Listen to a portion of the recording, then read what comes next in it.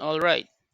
So, ngayong ngayong gabi we will talk about the Holy Scripture. The title of our message for tonight is Holy Scriptures to whom it is written. So, marahil iniisip natin, I believe that each and every one of us right now, alam nila yung Holy Scripture. We have different kind of um, scriptures. May Quran, merong Bible, of course. In the Bible we have the Old and the New. Meron din sa mga iba't ibang writings ng iba't ibang mga religious group. But right now we were particularly discuss about the Holy Spirit, the Holy Scripture. But not only that, there's a sub tagline for that. Kanino ba ito isinulat? Itong Bible, ito ba isinulat para sa lahat ng tao? Ito ba isinulat para dito lang sa mga tao na 'to? Para kanino? Okay? So let me go first to introduction. So, now the first thing we need to understand is that the Bible isn't just another book. Hindi lang siya basta libro. For me, I have my own library. Madami kong klase ng book dyan. Pero there's only one book that is stand out among the rest, which is the Bible. So, the purpose of this lesson, the objective of this Bible study is one to understand sino ba ang author ng Bible na yan. Okay? The second is sino ang audience at kanino iyan um, ina-address, kanino yan ibinigay. The second objective is to uncover how the scripture speaks to us personally. Paano siya nakikipag-usap ang scripture sa atin personally. But the key question is, kanino ba to isinulat? Let's give some analogy. For example, nakatanggap kayo ng letter. That letter, of course, may pangalan niya ng sender kung kanino yan galing. At kung kanino din yan, kung kanino yung recipient niyan. So this kind of Bible is the same. This scripture is also the same thing with a letter. Merong author, merong receiver, recipient or audience. Okay. So the Bible is the inspired. There's a word inspired word of God. Now, the Bible as a inspired word of God, it it means that bawat salita na nasa loob ng scripture na 'yan comes from God himself. So binigayan sa tao as a human author nagsulat by the Holy Spirit with divine purpose. Meron akong nakausap before na ang sabi niya is natural sa tao 'yan. Tao ang susulat niyan kasi tao ang magbabasa.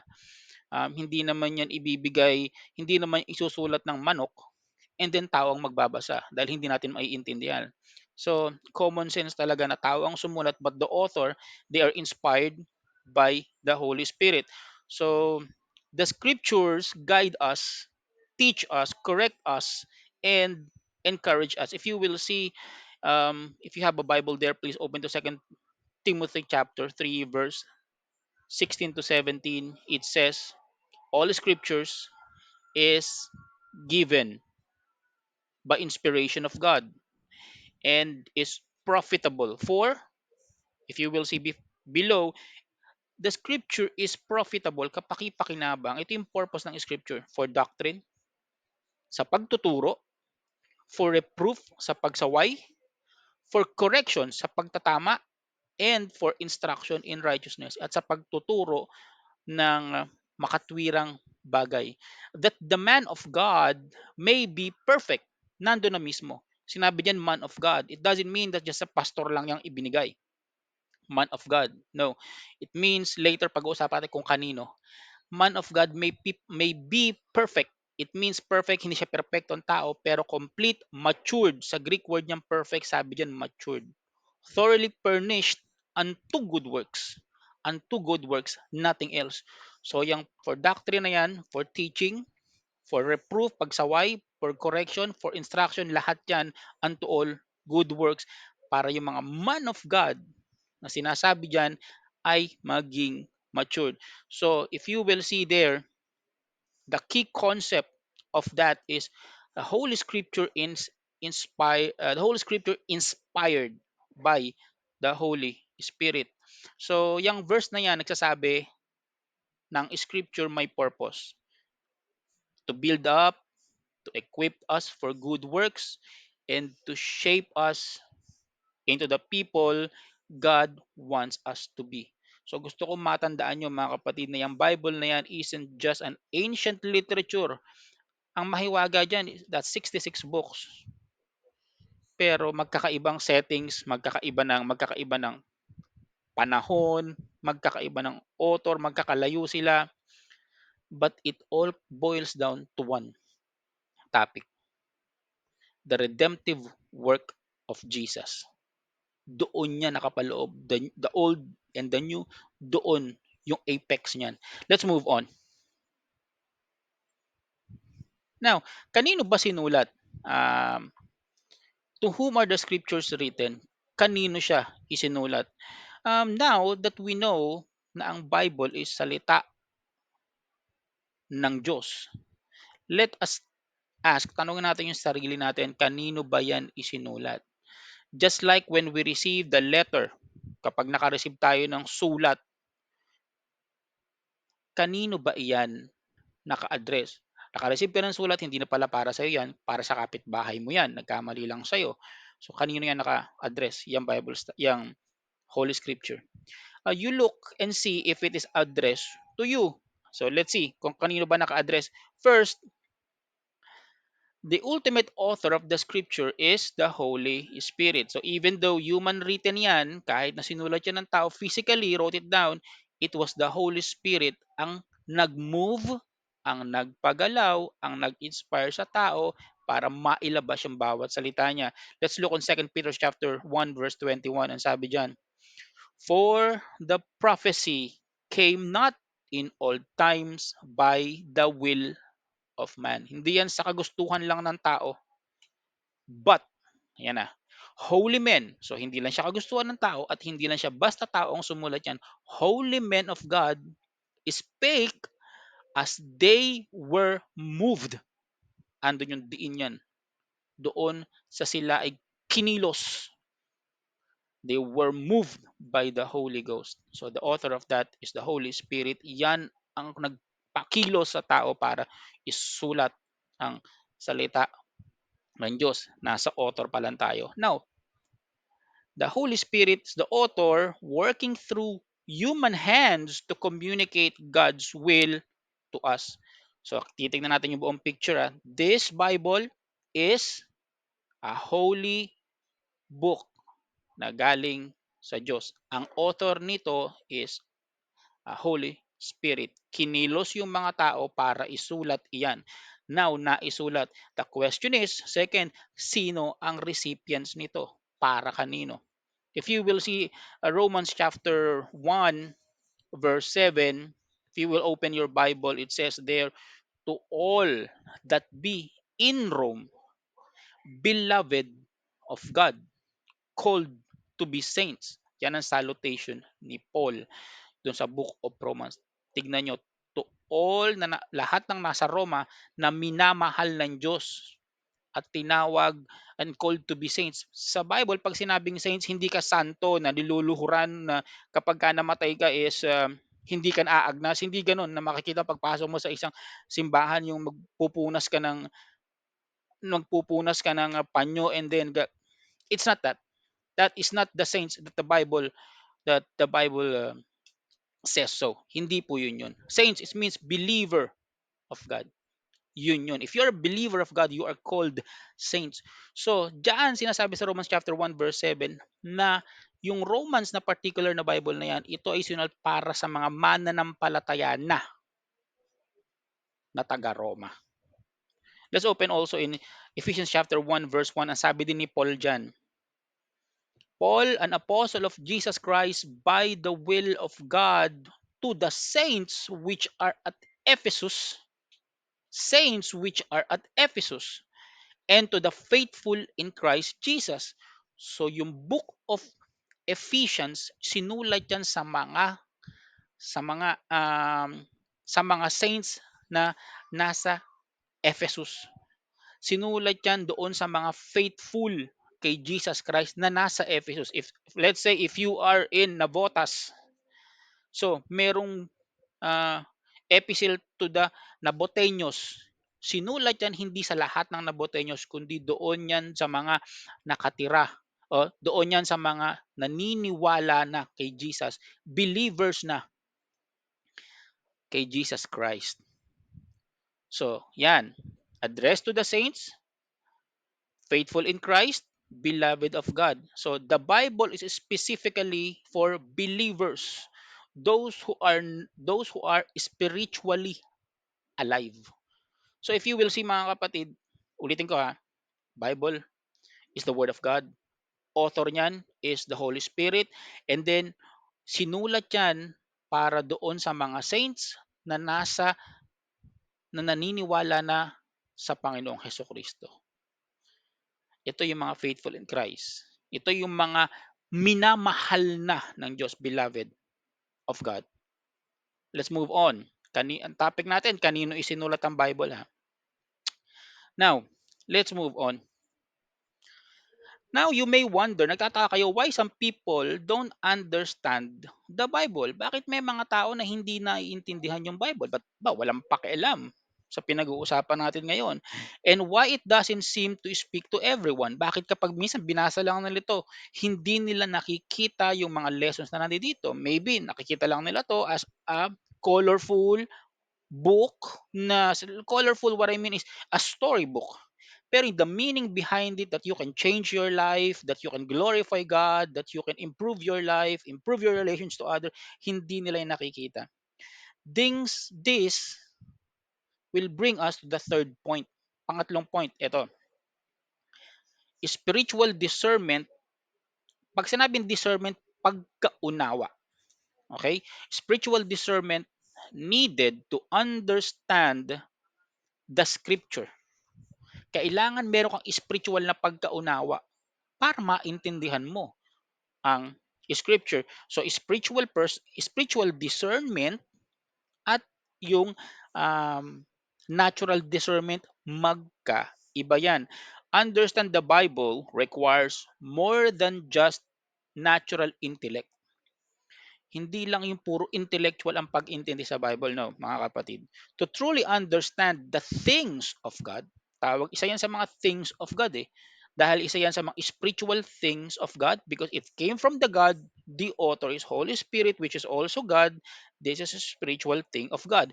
We need a heart that has been spiritually transformed in order for us to understand.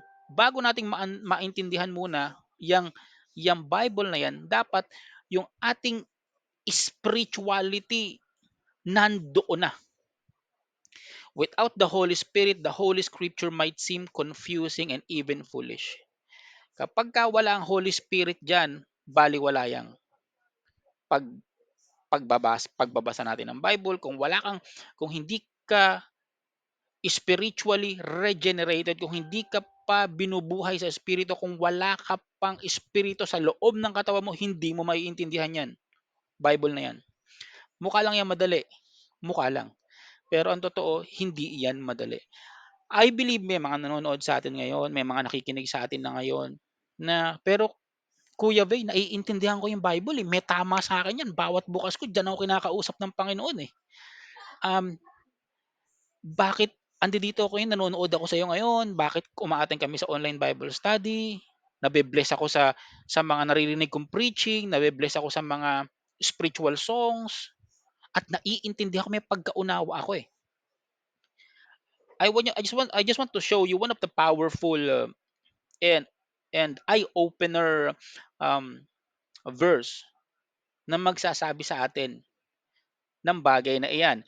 1 Corinthians chapter 2 verse 14, ang sabi diyan, but the natural man receiveth not the things of the Spirit of God. Yung mga natural man, hindi nila nare-receive yung mga bagay ng Espiritu ng Diyos. And not only that, hindi nila nare-receive, and also, for they are foolishness unto him. So yung natural man, hindi niya nare-receive yung mga bagay patungkol sa espiritu o espiritu ng Diyos, hindi. At isa pa, para sa kanya, kamangmangan yan. Wala yan. Ano yung pinagagagawa nyo dyan? Boring yan. They don't love it, they don't want it, they don't do anything about it. They are natural man. Neither can he know them. Hindi niya rin maiintindihan yan. Hindi rin yan papasok sa kokote niya. Why? Yung things of the Spirit of God, let's say, pag-usapan natin dito yung Bible. Yung mga messages ng Bible. Holy Scripture. Things of the Spirit of God yan. Isa pa lang yan. Sa natural man, di niya maiintindihan yan. Di niya marireceive. Para sa kanya kamangmangan yan. At hindi niya maiintindihan bakit. Because they are spiritually discerned. Dahil ang makakaintindi lang yan, yung may spiritual na pag-unawa. Kaya hindi nila naiintindihan yan dahil natural man sila. Hindi sila spiritual man. It means wala silang pagkaunawa sa spirito. Also, this means that people without the spirit may struggle to understand God's word.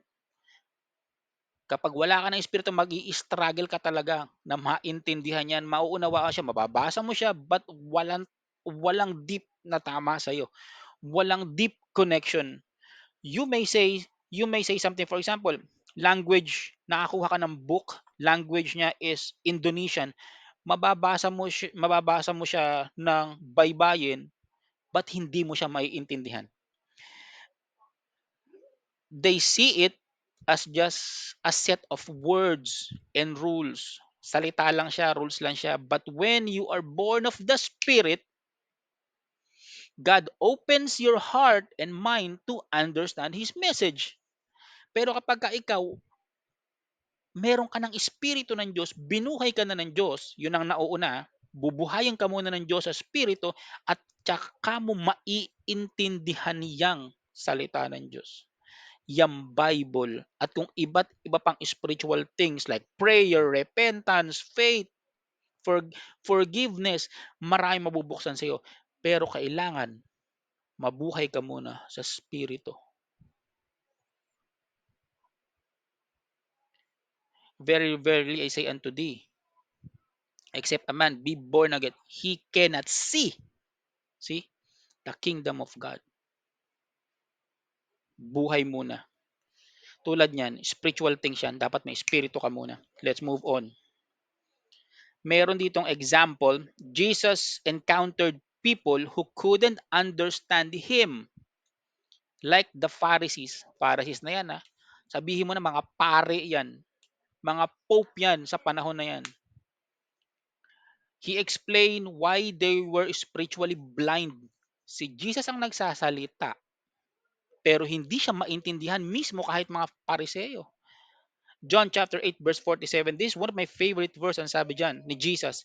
He that is of God hears God's word. Tagalogin natin.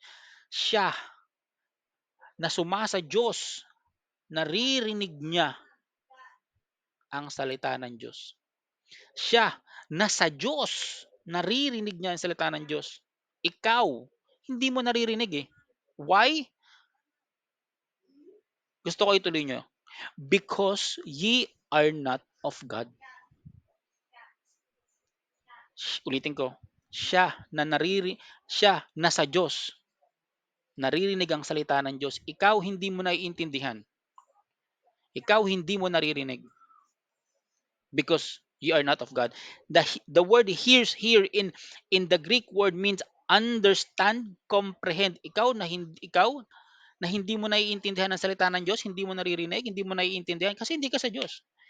Pero ikaw na naiintindihan mo ngayon, ikaw na nakikinig ngayon, ikaw na may pagkaunawa na ngayon, kaya mo naiintindihan ang salita ng Diyos. Bakit? Because you are of God. Sa Diyos ka na. It is very comforting to know na sa mga kapatid natin na kung nasan man kayo ngayon at naiintindihan nyo ang salita ng Diyos, this is a proof that you are of God, that you are a child of God. So only those with the Spirit can understand God's word. I want you to remember that. Siya na merong espiritu can understand. He has only the ability to understand, to comprehend, to hear the God's word because meron silang spiritual discernment, meron silang spiritual na pagkaunawa. Let's move on. So Kuya Bay, so it means na naiintindihan ko yung salita ng Diyos. It means sa Diyos ako. It means pagka ako nagpe-pray at sinasagot niya yung mga panalangin ko, it means sa Diyos ako. Kapag naiintindihan ko yung Bible, may something sa akin na parang iba na parang um, nabe-bless ako. Lumalakas ako, sa kanya ako humuhugot ng lakas kapag wala na akong mapuntahan. You know what mga kapatid? Right now we'll discuss the evidence of being spiritually born. So marahil yung nararamdaman mo, yan ay ang bunga ng espiritu. So now, how can we know if we are truly spiritually born and if the scriptures is written for us? Sabi kanina, ang nakakaintindi lang ng mga salita ng Diyos ay merong spiritual na pagkaunawa. At yung mga may pagka-spiritual na pagkaunawa, ang sabi diyan sa John chapter 8 verse 47, ito yung mga sa Diyos na. One way is through the fruit of the Spirit. When the Holy Spirit dwells in us, kapag ang banal na Espiritu ay nakatahan na sa atin, He begins to produce visible fruit, bunga. Siya yung seed na nasa atin na, at kapag siya nasa atin na, meron niyang lalabas na bunga. The fruit will manifest in our lives. Qualities that reflects God's character. Ano-ano yung Kuya Bay? Gusto ko tignan nyo 'to. Baka meron kayong bunga ng espiritu na 'to. Ang bunga is effect. Kapag may effect kayo, meron niyang cause. Kapag may bunga kayo ng mga 'to, marahil ang espiritu ay nasa inyo. What are those? Galatians chapter 5 verse 22 to 23. But the fruit of the Spirit, fruit ha, singular yan. Isang prutas lang yan, fruit. Pero siyam ang laman. Love, may pagmamahal ka ba? Joy, may kasiyahan ka ba kahit oras na may kalungkutan ka?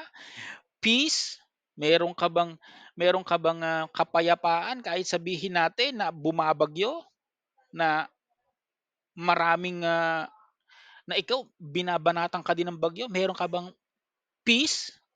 Sa gitna ng storm, may peace ka ba? Nandiyan ba yung faith mo? Meron pa tayong next preaching yan, the two kinds of storms. Peace, meron ka bang long suffering? Pasensyoso ka ba? Meron ka bang gentleness? Hindi ka ba haragan? Goodness? At ang pampito, meron ka bang faith? Meron pananampalataya sa Diyos? Titiwala ka ba sa Kanya na, na isasalba ka niya sa lahat ng problema mo? Na kapag wala ka ng makapitan, nandyan siya para tulungan ka? Faith? Yung faith na yan, bunga yan, na ikay anak na ng Diyos. Bunga ng Espiritu, hindi yan cause. Kailangan magka-faith ka muna para maging anak ka ng Diyos. Hindi. Anak ka ng Diyos, kaya ka may faith.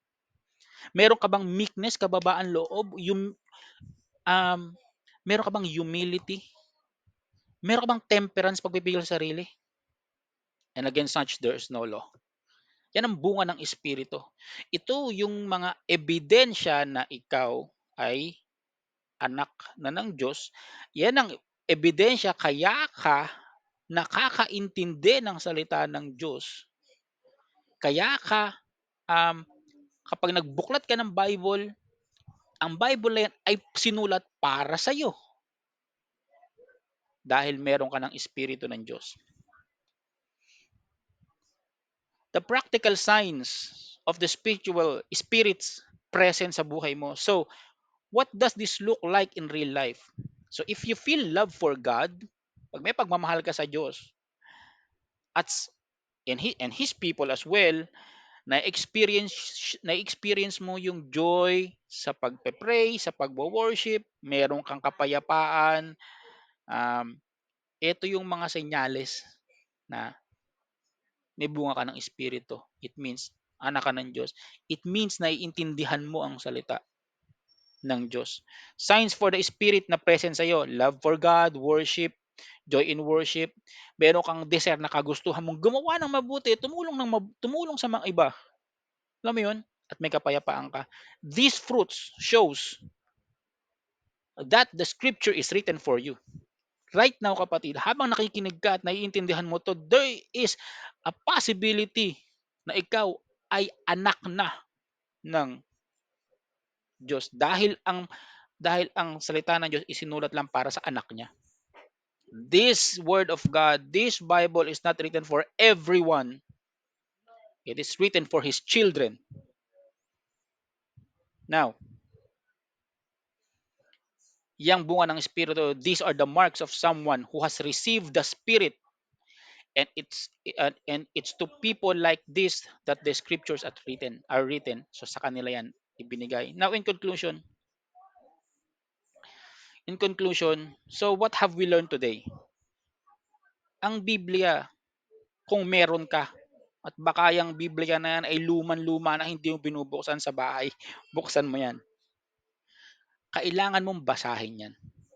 Kailangan. Tulad ng mga Bereans nung nagsalita si Paul, chine-check pa nila ang old scriptures kung tama ba yung sinasabi. Wag lang kayong mag-rely kung nasan man kayong simbahan ngayon doon sa sinasabi ng preacher diyan, ministro diyan, no. Basahin niyo kung totoo yung sinasabi. It is a divine inspired message na galing sa Diyos dahil may message ang Panginoon sa iyo para diyan. It is a personal letter, ang Bible, to those who are born of the Spirit. Its purpose is to guide, to teach us, to help us grow, na mapanumbalik at magkaroon tayo ng closeness sa Kanya. Para yung Ama na nasa langit na nagpadala ng letter para sa anak niya. 'Di ba? Alam mo nung nasa abroad ang my dad, he was in Saudi Arabia before nung bata ako. Kapag siya nagpadala 7 days bago dumating yung sulat dito sa Pilipinas, alam mo tuwang-tuwa ako eh. Kasi may padala sa akin ang daddy ko. Kahit 7 araw bago makarating. Andun yung mga bilin niya. See? Obey. Wag kang ganito, ganyan, ganito gawin mo, ganyan. Andun yung mga advice niya. Nandun yung mga bilin niya. See, same thing. Nasa Bible. Nandun yung mga bilin niya, tama mong gawin, wag mong gawin, tuturuan ka niya. See, sarap maka-receive ng letter galing sa ama, galing sa kamag-anak, galing sa special someone na malayo sa iyo. But God is closer to us. But He is not here para ilapag yung salita niya, bumaba siya mismo at siya magsalita sa iyo. Meron na tayong scriptures na sinulat niya para sa mga anak niya. Remember, the scriptures are for the children of God. Galing sa Ama yan. Those who are spiritually reborn, doon sa mga born again, born again Christians, doon sa mga regenerated na, para sa kanila ang salita ng Diyos. If you have a love of God, mga kapatid, if you experience His peace, or if you desire to live according to His ways, then this book is for you. It is God's word written specifically for you, to instruct you and to guide you, to shape you, to teach you. So as you go forward, approach the Bible, not just words, nasa page lang, but i-approach nyo yung Bible as a living message na galing sa Ama mo, filled with guidance, encouragement, and wisdom that is meant to equip para palakasin ka sa buhay mo. Let's treasure it and let it transform our hearts and lives as we seek to know and follow God more each day. Summary, the Bible is a inspired word of God. Sinulat to para sa spiritually reborn believers na nauuna muna na gawin kang anak ng Diyos bago mo ito maintindihan. And Ang makakaintindi lang 'to ay may spiritual na pag-unawa. Ulitin ko, yung chronological nito, anak ka muna, binigyan ka ng espiritu muna ng Diyos, maging anak ka niya, lalabas diyan yung mga bunga ng espiritu mo. Una 'yon, una muna ang pagiging anak ka ng Diyos. Pagkatapos maiintindihan mo 'yan, salita ng Diyos, dahil meron kang spiritual discernment o pagkaunawa. So experience God's love para sa inyo 'to. Again, mga kapatid, thank you for joining this study. I hope na excited kayo to continue discovering God's message for us in His Word. Marami pa tayong pag-uusapan, mga kapatid, about sa salita ng Diyos na magpapabago sa buhay mo. Ang mahalaga nito ay how you apply it to your life. God bless you and see you next Friday. Let us all pray. Ama namin Diyos, makapangyarihan naming Panginoon,